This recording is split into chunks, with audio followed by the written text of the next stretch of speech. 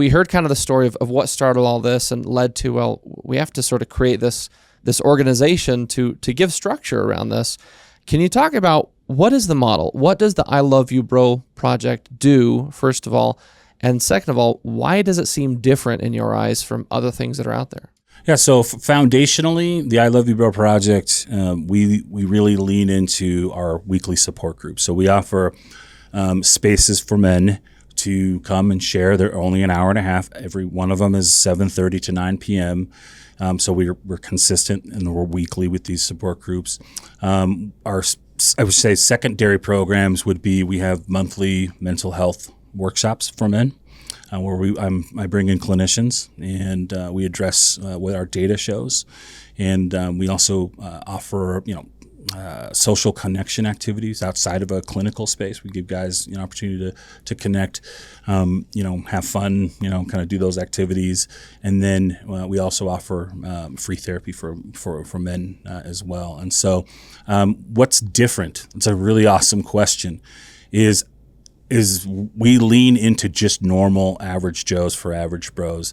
What I did is, I looked at what NAMI and the AFSP and other current groups, what they were doing, their model, and as far as our support groups, and AA and some of these other SA groups that are very popular, and that we think of when we think of support groups. You think, a lot of people think, oh, it's an Alcoholics Anonymous or whatever. They all have really wonderful qualities about them. The one thing that I think that we're different at is first that all of these groups are led by just average Joes, and so we give some simple QPR certification, suicide prevention certification. These guys go through some simple I Love You Bro mentorship training with me, which really is just to facilitate conversation and help guys navigate some of their thoughts and whatnot, and just to be able to open up a little bit more. And then our group essentially is just normal guys coming in. We don't have a dedicated, I would say, a life challenge, like an AA or an SA. They are specifically for men facing a variety of challenges, and who have a catalog of different emotions that they're experiencing. And so we don't have a specific thing. And what we offer there is simple. It's just love, connection, and through those two things, we're finding hope. Guys are finding hope and fulfillment. In fact, our number one reason our data shows guys who come is for connection, a safe place to share. 78% of them. And what we're saying is our retention rate, though, per guy is 76%. So if they come one more time, they will come one more time. There's, I should say, a 76% chance they'll come one more time within 30 days. And the reason for that second visit is because they want opportunities to help other men there. So we know guys are finding connection, and they're also finding fulfillment. And so, having 7 weekly support groups throughout Utah, there's no chance that I could do this on my own. And so who are they led by? They're led by guys dudes who are broken guys who've found purpose in what we're doing, and they were like, I want to do more. I want more. What can I do?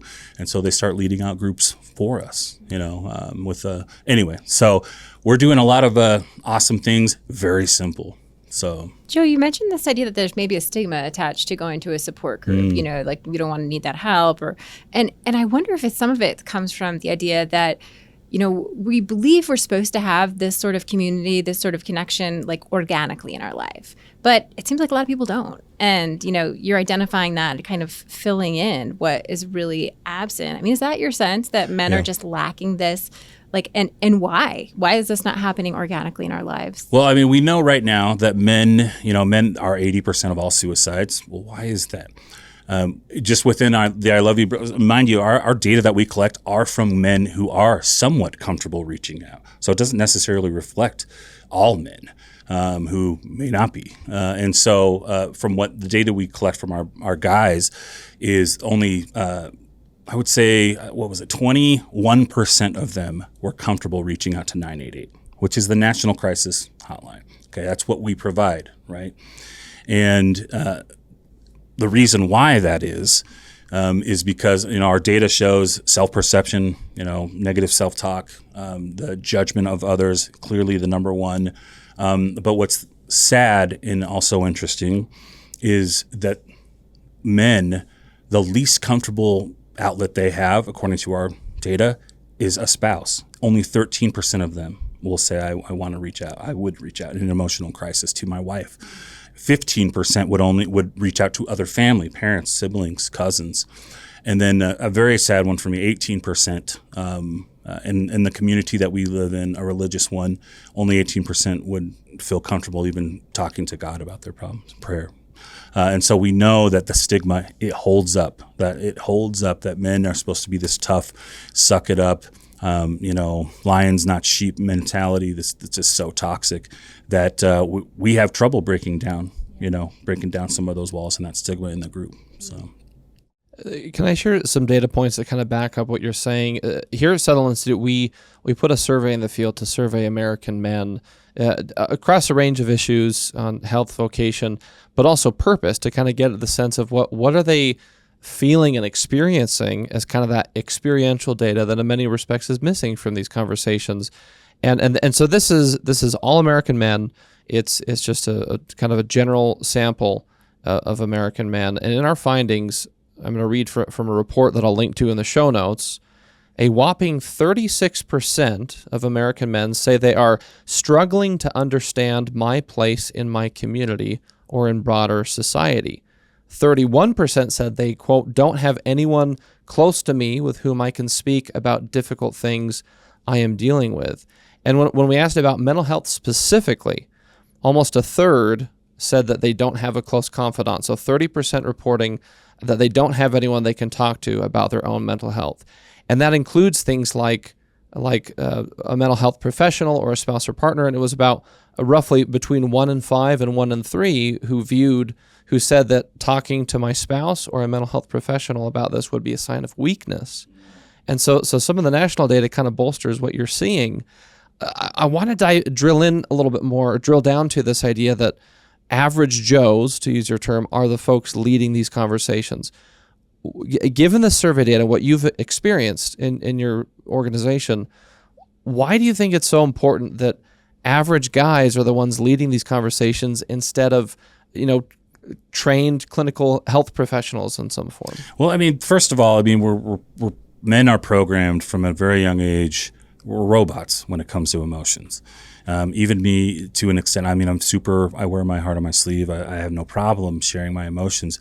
But there are still times, as a pre-programmed automaton when it comes to emotions, where we've been raised and dedicated to do X, Y, Z, and oh wait, now there's something after I'm feeling this when I'm doing that. We're not programmed. We don't have the programming, I should say, to process a lot of that. So when I include a clinician in my weekly support group, say it's a man, one of my board clinicians, that changes the vibe, if you will, of the group. And when you're talking about average Joes, we know that Joe, he's a recovering alcoholic. We know that Joe's a single dad. He struggles with this, and this, okay? In the clinical world, these clinicians are, one of our rules is, take the mask off when you come in. That dad mask, that gym bro mask, all of those masks, the business bro masks that weigh us down. Let's talk real here. Let's be real. And clinicians are, they're trained to not do that, actually. And so it's difficult for me to have my board clinicians attend without being the clinician. And so just like having a woman in our support groups, guys will tend to be more reserved and put on more of that mask and stuff. The clinician's the same way. These guys know that that's their job. They're professional. They're going to dissect what I say. They're going to judge me on what I say. And so it holds up between the stigma between just opening up to a spouse compared to opening up to my therapist. When I have right now the outcomes that we've seen with the I Love You Bro project, clearly we're number one. We're at 82% of our men choose us to reach out to. Right after that is a friend outside of the I Love You Bro project. And then there's a big chasm between third and down. But we know is because of these guys who are simple, not clinicians, they're not clinical, they're imperfect like our attendees. They can sort of model the vulnerability that you think will be healing for these men, or has proven to be healing for these men. And they're totally open with it. Our invitation's always open up, share, and we'll get one guy who comes in who, for the first time, who is not comfortable, but he showed up. That's a miracle. And so I'm like, hey, maybe next time, bro, it's nice to meet you. Give these guys a hug. Maybe next time we'll talk a little bit more. And it does. You see an ice melting on the outside of picking, chopping down pre-programmed walls, ice walls, so to speak, with these guys. So we have to lean into that. We're just brokenly broken, and attendees can feel that difference where they don't want to be spoken down to. We don't want to be, we want to stay in control of everything, We're control freaks about that stuff. But to see a leader come in, the group leader, and be able to be vulnerable and lead with that, oh my gosh, there's so much value in being able to have that. And it's not a clinician. It's not someone of, it's not my, parents. It's someone who, I've seen a video where you just talk to a complete stranger way more openly than you talk to your own friends and family. And so our places are ones where we're building what I call 2 a.m. bros, 2 a.m. friendships. Yeah. Where when you are struggling, these are emotional connections these guys are making. I may not be watching a ball game with them over the weekend, but I know when I'm wanting to drink or if I'm struggling. Yeah. I have trusted connections that I've made within these groups that are just other dudes too, just trying to hang in there with me. And so there is, again, so much value just being normal guys, imperfect, broken. I'll say it over and over. This bend not break mentality is toxic. No, you can break, bro. Then what happens when our guys break?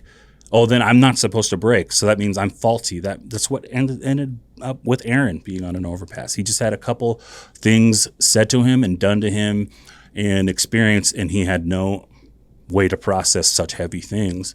Well, then there must be something wrong with me then if I'm feeling this. So there's no value in my life in living, and so that's what took him to the overpass. And every single one, right now we're at about a 11% suicide ideation rate within our group. So relatively few compared to if I have a group of 10 guys. One of them is probably suffering from some passive or aggressive, suicide ideation. All of them are attached to shame. All of them. There might be loneliness, shame. Grief, shame along with that. Pornography addiction, shame along with that. Shame is the number one challenge our guys are experiencing right now. When they can select all the things they're experiencing, shame is something close to 80% of all of them, that they talk negatively about themselves, they think negatively, and it reinforces the negative side of every single one of those challenges, that it's attached to. And that's the same thing Aaron was experiencing. And guess what? That's the same thing that all of us are experiencing. And with men, we take it super personal. We feel like we don't bring value to this world because we're attaching it to a job, attaching it to the way we look, to our house and our income, things of that nature. And so when someone says, or, we're fired from a job and say our wife leaves us, suddenly we bring no value. And that is consistent between all of these guys that come into through our programs. It is a consistency. So. Thanks for watching that clip of Defending Ideas. For the full conversation, click the link in the description and make sure to like and subscribe wherever you get your shows.